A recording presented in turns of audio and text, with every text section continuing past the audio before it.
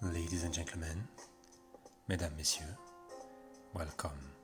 Bienvenue à toutes et à tous sur cette nouvelle vidéo consacrée au jeu Empire & Puzzles.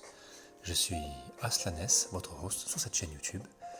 Et donc c'est un plaisir de vous retrouver comme chaque vidéo aujourd'hui pour parler du farming de manière générale, mais surtout par rapport aux nouveaux événements qui sont mis en place, les nouveaux calendriers qui ont été annoncés et qui changent vraiment la donne,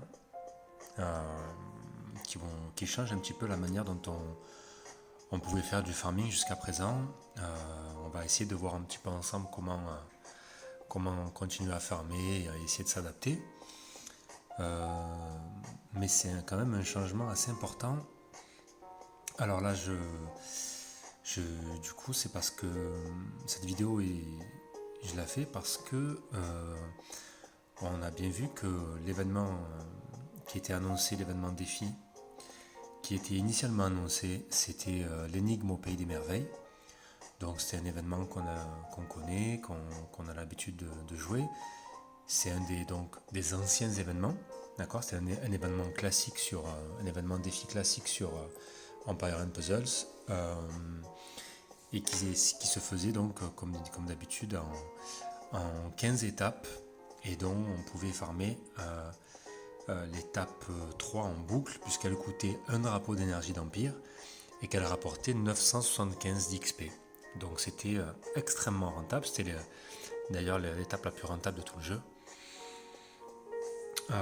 Pour les événements défis bien sûr, et pour les événements que ce soit saison 2 et saison 3, voilà, c'était extrêmement rentable en termes d'XP et puis aussi en termes de récompenses puisque vous avez toujours des récompenses sauf en fer et en nourriture, d'accord, et en ressources, mais sinon pour les recrues, les héros 1 étoile ou 2 étoiles, les troupes 1 étoile, 2 étoiles et tous les objets que vous avez habituellement récompense, la plupart du moins, c'était assez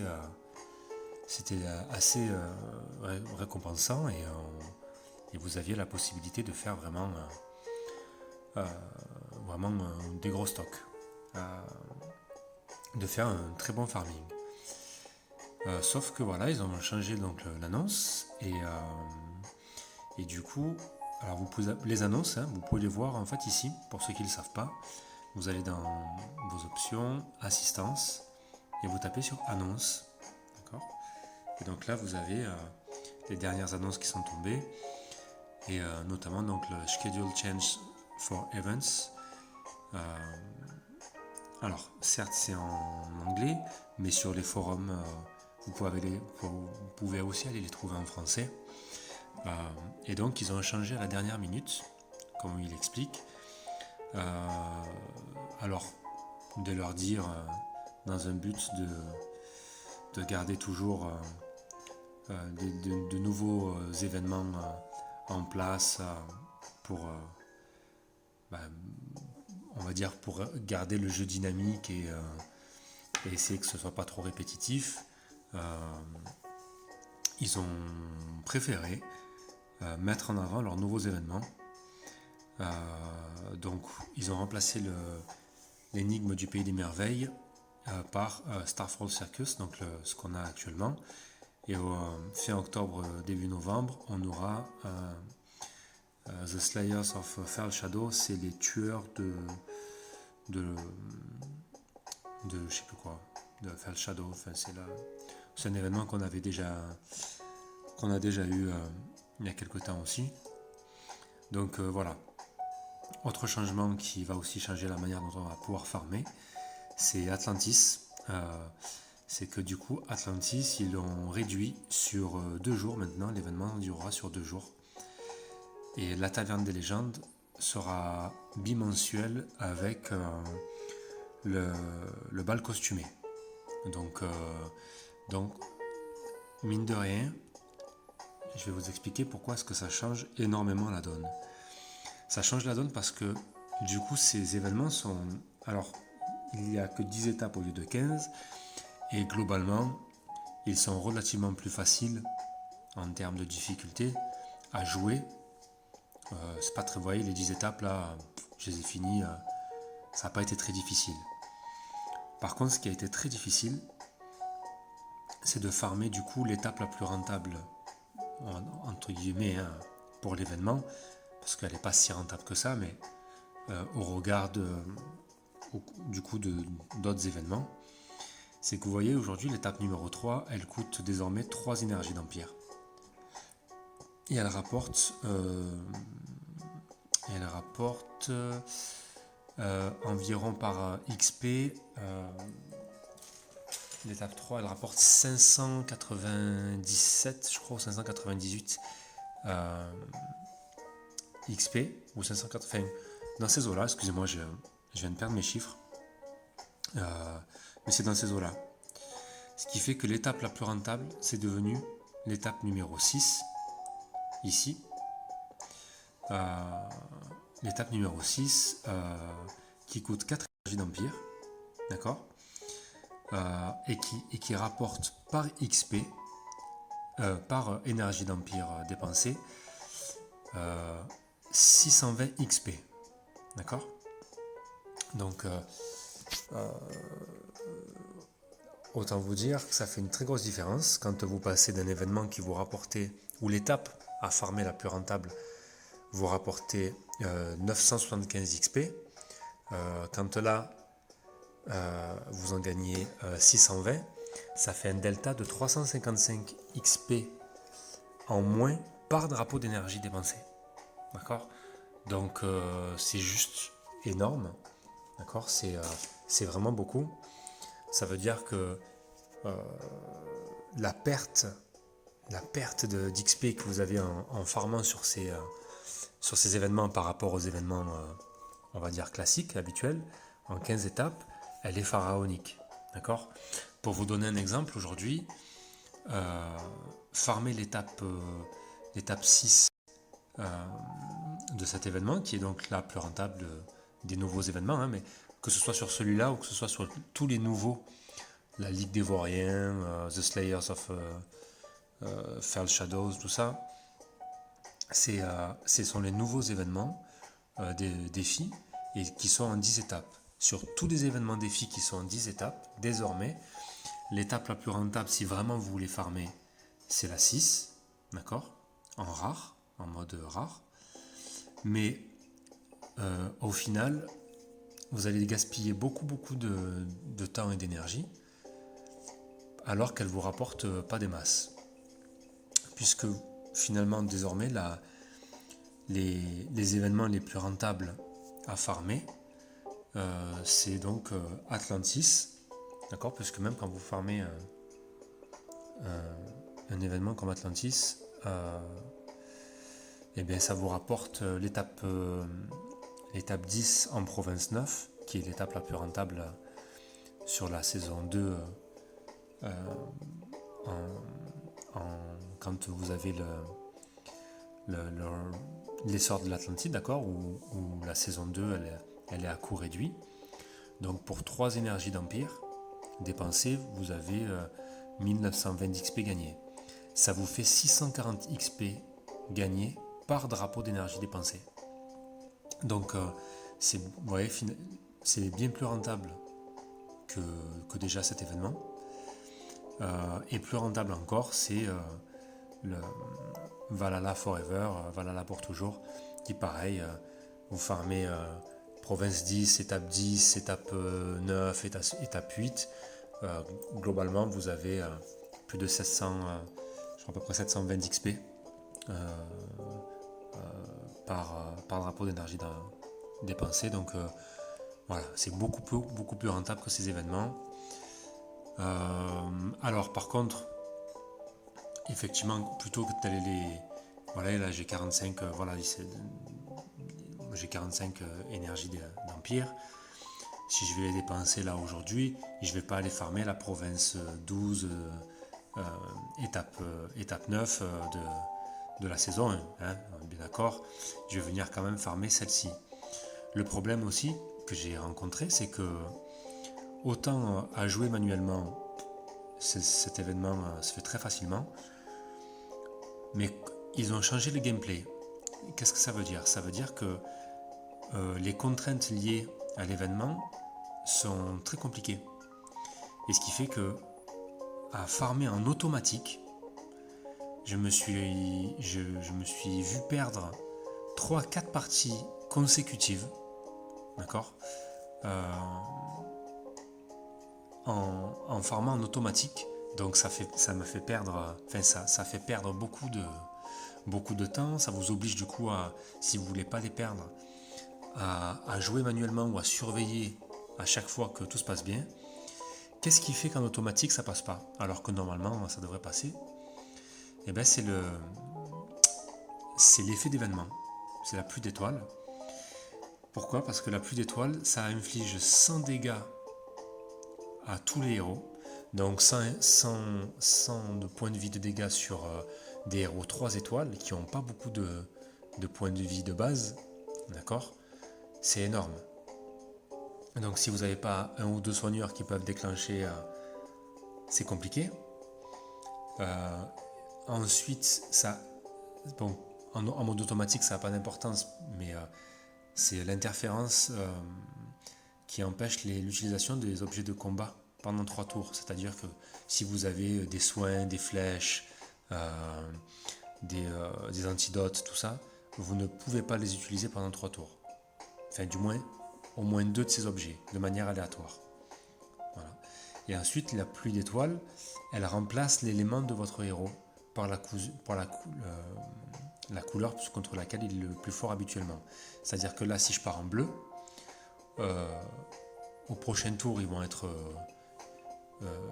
rouges, puis vert, puis bleu, etc. etc. Donc, ça veut dire que en fonction du plateau que vous avez, même de manière automatique, à farmer, eh ben ça crée un certain déséquilibre. Et alors on pourrait penser qu'au contraire, justement, ça améliore le fait que le changement de couleur, du coup on peut utiliser des couleurs dominantes qu'il y a sur le plateau.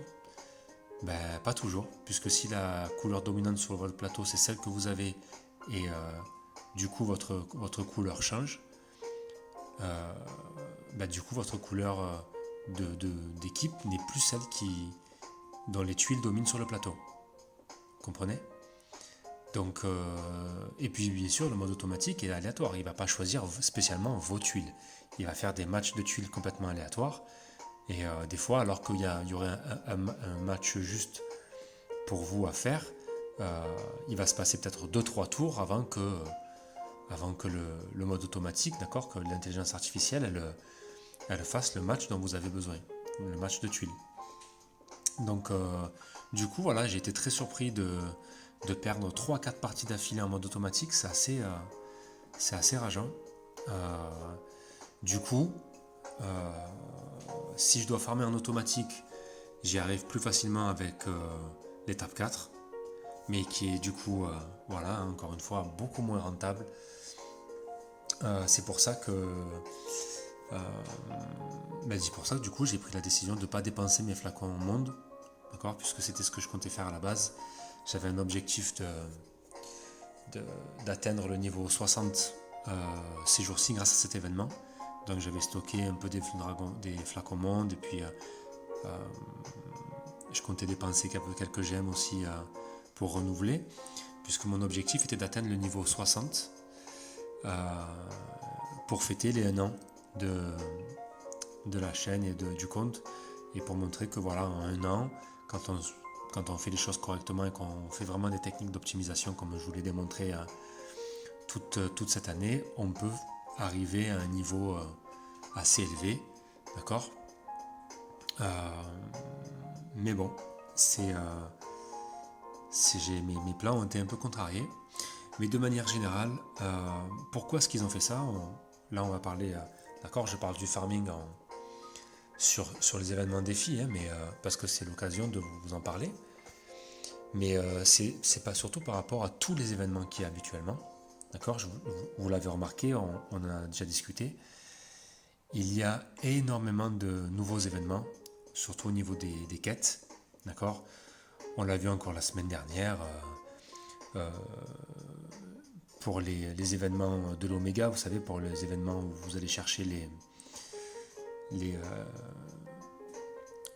mince, je vais y arriver, ce qui vous permet de voilà, les dépassements limites, les objets de dépassement limite, les éthers. Pour avoir ces objets-là, du coup, vous avez des nouvelles quêtes, d'accord? La quête de l'Oméga, qui vous permet d'avoir des éthers du sacré pour pouvoir faire des dépassements de limites sur vos héros. Bon, ben on l'a bien vu, vous avez 7 événements à farmer, à faire. Vous avez la quête, l'événement de Morlovia, pour les objets de d'évolution et de fabrication 4 étoiles. Vous aviez le bal costumé, plus bien sûr rassemblement de ressources, rassemblement de voilà, collecter des gemmes, etc. Donc vous vous retrouvez avec 4-5 événements à faire, ce qui est juste fou. Et c'est pour ça qu'en fait ils ont sorti tellement de nouveaux événements, la tour des ninjas, la tour de je sais pas quoi, le titan mythique, vous avez toujours les événements de saison. Là, ce mois-ci, il y a justement l'événement de Morlovia qui va démarrer. Donc, donc tout ça, ça fait ils n'arrivent plus à intégrer toutes les quêtes et tous les événements sur un même mois. D'accord? Parce que ça, vous avez vu, hein, c'est très chronophage. Hein, vous êtes obligé de passer beaucoup de temps sur le jeu pour faire tout. Et puis du coup, c'est là que vous vous apercevez que c'est important de continuer à évoluer, de progresser, parce que si vous n'avez pas suffisamment d'énergie d'empire, d'accord, eh bien, vous perdez beaucoup de temps. Vous perdez beaucoup de temps à attendre que vos énergies, elles se régénèrent pour pouvoir jouer. Donc, le but d'aller le plus loin possible, d'avoir un niveau assez élevé, encore une fois, je le répète, hein, mais c'est d'avoir des énergies d'empire conséquentes de manière à pouvoir faire sans sourciller les événements d'un seul coup. C'est-à-dire que demain, vous avez un niveau, vous êtes 60, 65, 70. Bon, globalement, il y a des événements, il y a des quêtes que vous allez pouvoir faire d'un seul coup.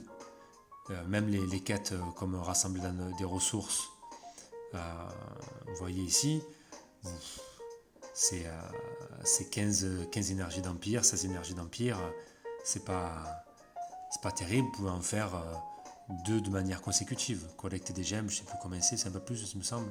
Oui, c'est beaucoup plus, mais c'est pareil.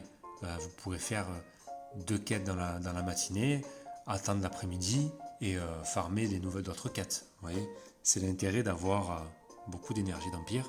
Et c'est pour ça, c'est l'intérêt du farming. Hein. C'est de collecter les ressources en grande quantité, ici, que vous avez dans l'inventaire, d'accord? Tout ça, les pièces défis, les pièces de costume, enfin toutes les pièces qui vous servent à invoquer, c'est les matériaux, d'accord? C'est faire voilà, accumuler de grandes ressources, de grandes quantités de matériaux d'évolution, de fabrication.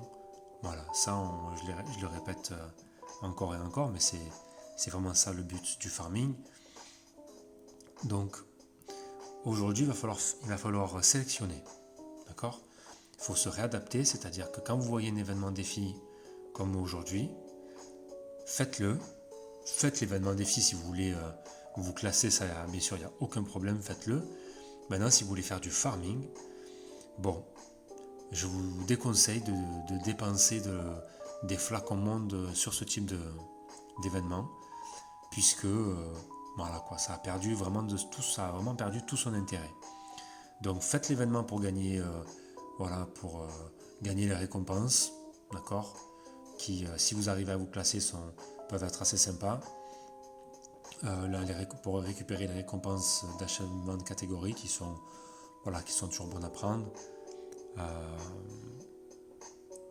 Mais pour le reste, je vous déconseille de farmer d'accord, de dépenser des flacons monde qui seront bien plus utiles aujourd'hui du coup, même s'ils ont enlevé malheureusement un jour de farming en Atlantis. Dépensez-les en Atlantis, dépensez vos flacons monde en, en saison 3 avec Valhalla Forever, là, quand ça arrive aussi, Valhalla pour toujours. Voilà, ça reste les deux événements du coup, aujourd'hui ce sont devenus les deux plus intéressants en termes de récompense et d'XP, d'accord, parce qu'un événement qui est rentable, n'oubliez pas que ce n'est pas juste un événement qui est rentable en XP, c'est un événement qui est rentable en XP et en matériaux de fabrication, d'évolution, d'accord. Et je l'ai précisé la dernière fois quand j'ai fait ma vidéo sur les cartes, vous savez, sur les cartes de farming qu'on trouve sur les forums ou pour ceux qui ont le groupe Line et qui utilisent Master, le bot Master, voilà, qui propose des cartes farming. Pareil pour ceux qui utilisent la toolbox, vous avez des cartes de saison 1, 2, 3 où vous pouvez trouver les objets à farmer sur les différentes saisons. Encore une fois, ce sont faits uniquement par ce sont des cartes et des tableaux qui sont faits par des joueurs, d'accord. Et ce ne sont pas des cartes et des maps faites par Small Giants, par le jeu. Donc, si vous faites des vrais tests poussés approfondis, vous verrez que la plupart ne sont pas corrélés, ne sont pas exacts. Et si vous allez chercher un matériau spécifiquement, vous sacrifiez tout le reste. Et donc ce n'est pas rentable. Je le répète, la rentabilité, c'est quand vous dépensez, donc là en l'occurrence des énergies d'empire, pour avoir sur une étape en particulier, pour avoir le double, le triple, d'accord, de ce que vous gagnez habituellement. Si vous faites pas x2, je vous donne un exemple, là, si vous gagnez, je sais pas moi, sur une étape,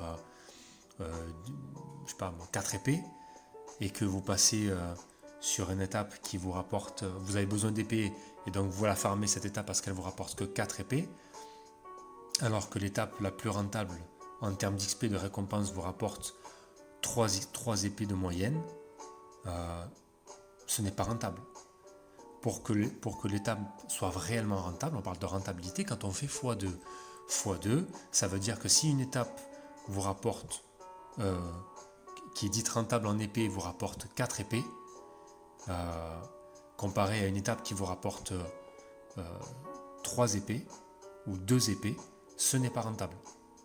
Parce que vous perdez en XP, en sac à dos, en matériaux de fabrication et d'évolution, sur tout le reste. Vous perdez en jambon, vous perdez en fer, juste pour un seul matériau d'évolution, ce qui est donc un très mauvais calcul et qui ne peut pas être défini comme rentable. D'accord ? C'est ça qu'il faut comprendre, c'est que la rentabilité, c'est pas ça. L'optimisation, ce n'est pas ça non plus. Il faut donc se focaliser sur des événements où vous récoltez aussi bien de l'XP que d'autres matériaux d'évolution et de fabrication, que de la nourriture, que du fer et des recrues. C'est l'ensemble de tout ça qui fait qu'un événement ou une étape, elle est rentable. D'accord ? Donc, aujourd'hui, en saison 2, en saison 3, vous avez quelques étapes. En fait, vous avez, en saison 2, c'est l'étape étape 10, province 9. En saison 3, c'est province 10, étape 10, 9 et 8. Voilà, ce sont les plus rentables. En événement défi, ce sont les événements défi en 15 étapes. Et vous farmez en mode rare l'étape 3, qui vous coûte un drapeau d'énergie d'Empire. Concernant la tour des ninjas, et les tours qui sont sortis là récemment, alors c'est rentable en XP, c'est rentable en objets, en emblèmes.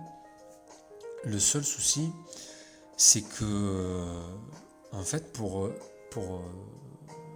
c'est des modes de jeu différents. Donc, il faut avoir une très bonne gestion il faut avoir un deck assez solide. puisque avec les héros 3 étoiles, généralement vous arrivez à faire que les tout premiers niveaux, et si vous voulez évoluer, vous êtes vite bloqué. Et souvent, même avec des bons héros, il faut aussi dépenser pas mal d'objets. D'accord, pas mal d'objets de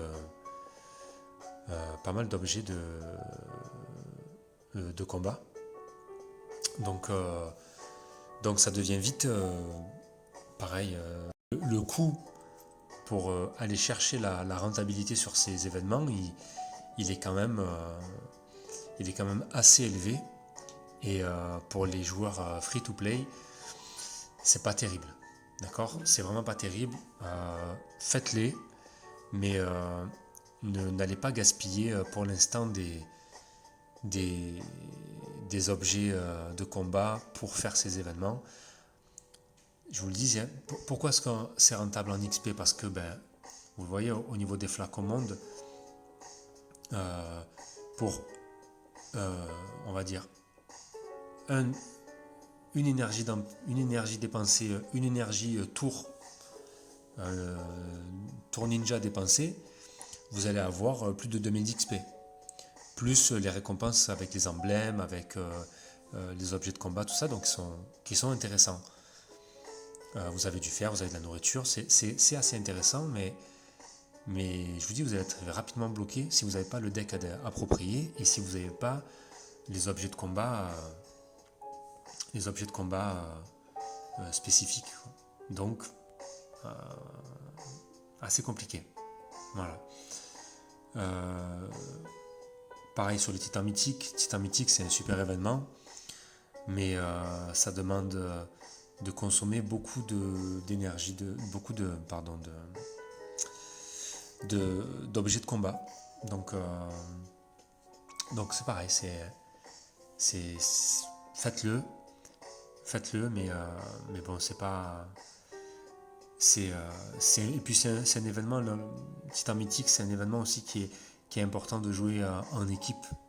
Donc si vous avez une team, une alliance qui joue vraiment le Titan mythique, alors là faites-le parce que c'est fun et que encore une fois ça rapporte pas mal d'emblèmes, pas mal de belles récompenses. Mais là voilà, en termes de farming, voilà, c'est ce que je vous conseille, c'est vraiment aujourd'hui malheureusement avec le nouveau mode de jeu, c'est de se concentrer sur saison 2, saison 3. Et ah oui, alors quelque chose aussi au niveau du gameplay, quelque chose qui a vraiment changé. Pour le coup, c'est que l'effet d'événement plus d'étoiles, vous voyez là, la couleur reflétée dans tous les événements défis, vous avez une couleur que vous ne pouvez quasiment pas jouer, donc, parce qu'elle est renvoyée, que vous ne jouez pas, donc c'est là en l'occurrence c'est la couleur jaune. Le problème, c'est qu'en mettant la couleur jaune en renvoi, ça vous empêche de jouer en violet, puisque quand vous jouez avec des héros, quand vous alignez des héros en violet, d'accord, pardon, je vais mettre ici, si je mets du violet, en me disant la couleur envoyée c'est du jaune, donc j'attaque en violet. Mais non, puisqu'au final, au bout de 5 tours, la couleur va changer, vous allez passer en jaune. Et donc, vous allez vous prendre tous les renvois de dégâts pendant 5 tours. D'accord? Et potentiellement, les renvois de dégâts, ils permettent d'éliminer vos héros. Donc ça veut dire que pour ce type d'événement, quand vous avez un renvoi de dégâts jaunes comme c'est le cas actuellement, il y a donc 2 couleurs interdites, c'est le jaune et le violet. Donc vous ne pouvez qu'attaquer qu'avec des héros bleus, verts et rouges. Donc ça limite aussi pas mal, votre choix de combinaison pour vos héros, si vous attaquez en mono, si vous attaquez en 3-2. J'ai essayé un petit peu tout, surtout pour le mode automatique, pour voir s'il y avait quelque chose qui passait un petit peu mieux. Bon ça n'a pas été plus probant. Du moins mes résultats n'ont pas été satisfaisant. Donc voilà. Voilà ce que je peux en dire sur ces nouveaux événements et puis sur le farming nouvelle génération. Donc voilà les amis, c'est dommage, c'est vraiment dommage, c'est un peu décevant, mais on s'adapte. Hein. Écoutez, on s'adapte, on fait en sorte que ce soit toujours agréable à jouer. Enfin, du moins j'espère que ça l'est pour vous. Voilà les amis, c'est tout pour aujourd'hui. Bel événement quand même, d'accord. Faites un bel événement. Et puis on se retrouve d'ici demain ou après-demain pour la prochaine chronique d'une JDA. Voilà les amis, allez, bonne fête semaine à tous. Prenez soin de vous et puis amusez-vous bien. Bye.